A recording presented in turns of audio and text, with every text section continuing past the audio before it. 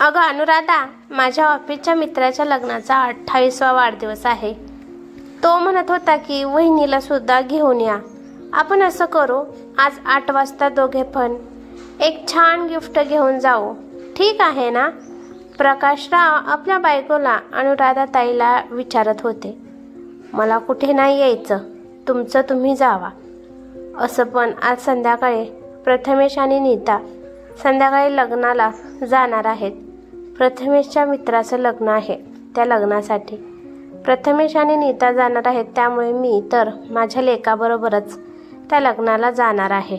अनुराधा ताई आपल्या नवऱ्याला प्रकाशरावांना म्हणाल्या, हे काय बोलत आहे तू? माझ्यासोबत यायचं सोडून त्यांच्यासोबत कशाला जात आहे? 1 मिनिट सुद्धा तू तुझ्या मुलाला आणि सुनेला एकटं सोडत नाही. अगं तुला समजत नाही का? त्या दोघांचं नवीन लग्न झालं आहे. त्या दोघांना कुठेतरी फिरायला जाऊ दे. आज त्यांना लग्नासाठी दोघांना जाऊ दे. सारखं मुलासोबत आणि सुनेसोबत जाणं तुला शोभा देते का? असं सारखं त्यांच्या सोबत जाणं पण बरं दिसत नाही अनुराधा. प्रकाशराव रागात म्हणाले, अहो मला माझ्या मुलावर लक्ष ठेवावं लागतं. माझ्या सरळ साध्या मुलाला आपल्या प्रेमळ बोलण्याने नीता कधी त्याला भुलवेल कळणार सुद्धा नाही.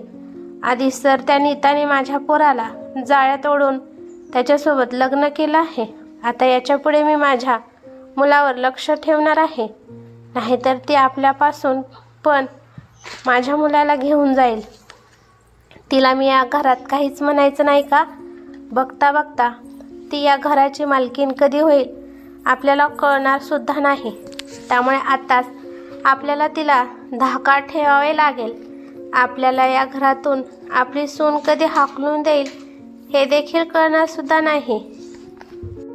आपल्या दोघाला रस्त्यावर जाऊन भीक मागावी लागेल. ही नीता आगाव आहे. तिच्या गोड गोड बोलण्याने तुम्हाला आणि माझ्या मुलाला वशमध्ये केलं आहे. मी माझ्या एकुलते एक मुलासाठी त्याच्या लग्नाची मी किती स्वप्ने रंगवली होती.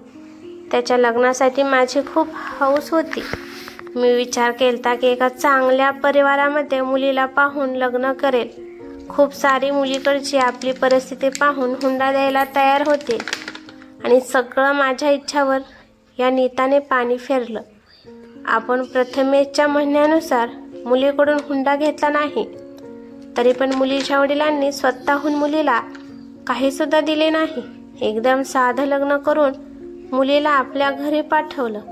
तिच्या वडिलांनी दुसऱ्या जातीची मुलगी सून म्हणून आपल्या घरी आली आहे.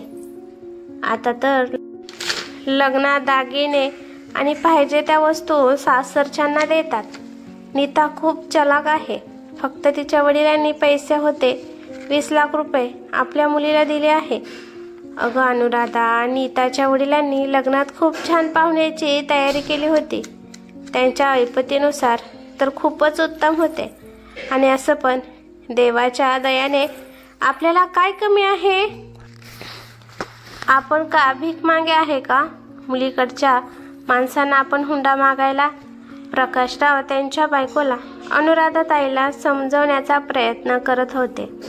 बघता बघता नीता आणि प्रथमेशच्या लग्नाला 2 वर्ष झाली. त्या दोघांनी प्रेमविवाह केला होता. आपल्या सासूबाईमुळे नीताला नोकरी सोडावी लागली, कारण घरात सुख शांती यावी म्हणून. अनुराधा ताई मुद्दाम तिला त्रास देत होत्या. म्हणत होत्या की आज माझे पाय दुखत आहे, आज माझं डोकं दुखत आहे, आज माझ्या पोटात दुखत आहे. असं नाटकी करून बिचारी नीताला आपली नोकरी गमवावी लागली. मुलाला आपल्या सुनबाबतीत कान भरत होत्या.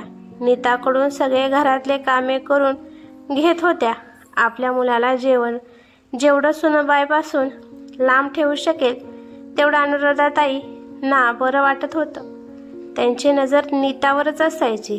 नीताला असं वाटत होतं की ती आता त्यांची सून नसून घरातली कामवाली आहे. आणि त्याच्यावरून सासूबाईचे ताणे दररोज नीताला ऐकावे लागत होते. त्यासाठी तिला सासूचा सामना दररोज करावा लागत होता. नीतासाठी हे सगळं सोपं नव्हतं.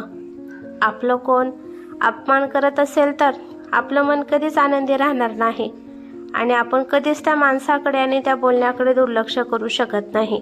किती पण प्रयत्न केला तरी आपलं मन आपला अपमान सहन करत नाही. तरी पण नीता खूप प्रयत्न करून सासूबाईच्या बोलण्याकडे दुर्लक्ष करत होती. तिला वाटत होतं की एक ना एक दिवस सासू आपल्याला स्वीकारेल आणि या घरात मला मान देईल. अनुराधा, तू सारखं आपल्या सुनबाईच्या चुका काढत बसू नको. कधी कधी तिचं कौतुक पण करत जा. तिने तुझ्यासाठी नोकरी सोडली आहे, ती तुझी सेवा करत आहे याचं तरी भान ठेव. आपल्या मुलाला सुद्धा आपल्या दोघांबद्दल काही सुद्धा माहिती नाही एवढं त्या सुनबाईला माहिती आहे. आपल्या सगळ्या गरजा आपली सून भागवत आहे. प्रकाशराव सारखे आपल्या बायकोला समजून सांगत होते, परंतु त्यांच्या बायकोमध्ये कोणताच फरक पडत नव्हता.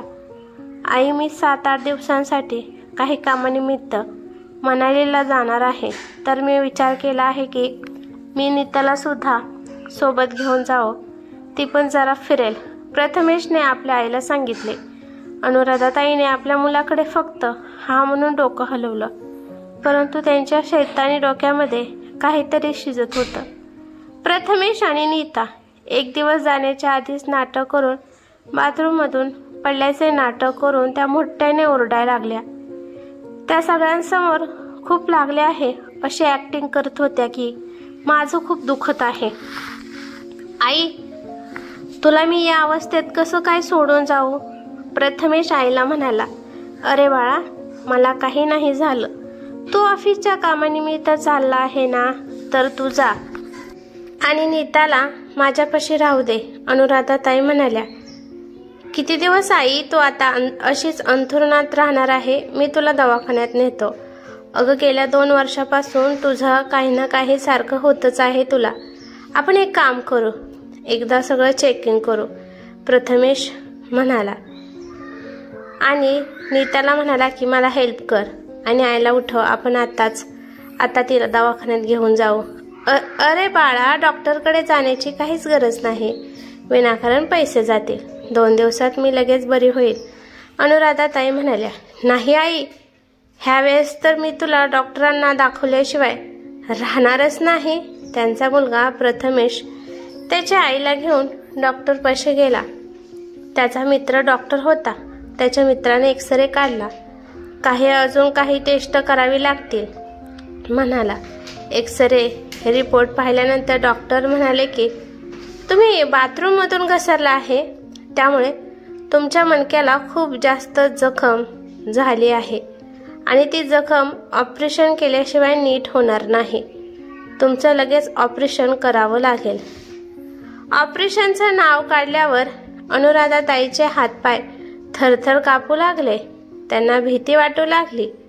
आता त्यांनी हा रचलेला खेळ त्यांच्यावरच उलटला होता. आता त्या पूर्णपणे अडकल्या होत्या. घाबरून त्या म्हणाल्या की नाही, मी ऑपरेशन करणार नाही. मी दररोज एक्सरसाइज करते आणि औषध पण खाते, पण ऑपरेशन नाही करायचं. सुनबाई, तुझी हिच्यासोबत राहण्याची काहीच गरज नाही, मी सांभाळेन हिला, प्रकाशराव म्हणाले. अनुराधाताईंनी स्वतःला वाचवण्यासाठी काहीतरी कारण सांगून मोकळ्या झाल्या. आंटी, तुम्ही आधी किती फिट होता, परंतु प्रथमेचं लग्न झाल्यापासून तुम्हाला काय झालं आहे? अहो, जेव्हापासून प्रथमेचं लग्न झालं आहे तेव्हापासून तुम्ही घरातच असता. मुलगा आणि सुनेला जरा एकांतात राहू देत जावा. तुम्ही दोघं नवरा बायको सुद्धा जावा कुठेतरी फिरायला. दिवसभर एका जागेला बसल्यावर शरीर पण आणि आपलं डोकं पण खराब होत असतं, डॉक्टर अनुराधाताईला म्हणाले. प्रकाशराव आपल्या बायकोला म्हणाले की हे बघ अनुराधा, 24 तास सुनेवर नजर ठेवणे हे बंद कर. आता तिला पण आता मोकळेपणाने श्वास घेऊ दे, ह्याच्यातच सुख शांती आहे. डॉक्टरांनी प्रथमेशला काहीतरी औषध गोळ्या आणण्यासाठी बाहेर पाठवलं. तेव्हा डॉक्टर म्हणाले, हे बघा आंटी, तुम्हाला काही सुद्धा झालं नाही.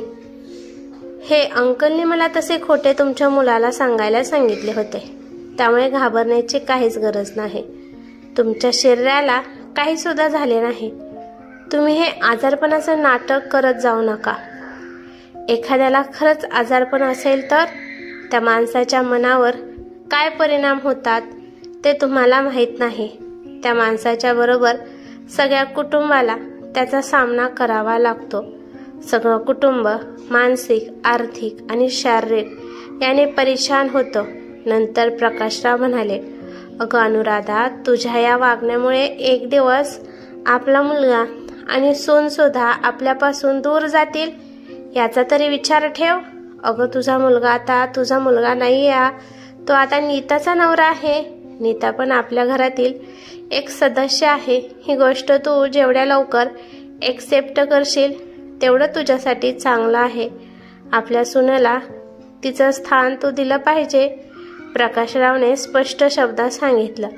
आणि हो आंटी, जे मी तुम्हाला औषध लिहून दिले आहेत ते फक्त विटॅमिनच्या गोळ्या आहेत, त्यामुळे दररोज सकाळ आणि संध्याकाळ त्या गोळ्या घ्या।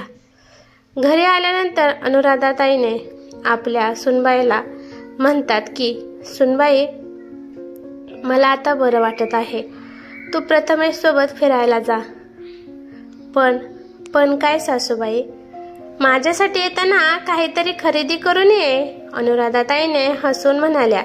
हे ऐकून सगळ्यांना हसायला आलं। त्यांनी आपल्या सुनाला आता मनापासून स्वीकारलं। हळूहळू त्यांच्या घरात वातावरण सकारात्मक होऊ लागलं। ही कथा कशी वाटली ते मला कमेंट करून नक्की सांगा।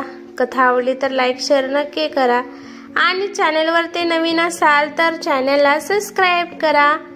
धन्यवाद।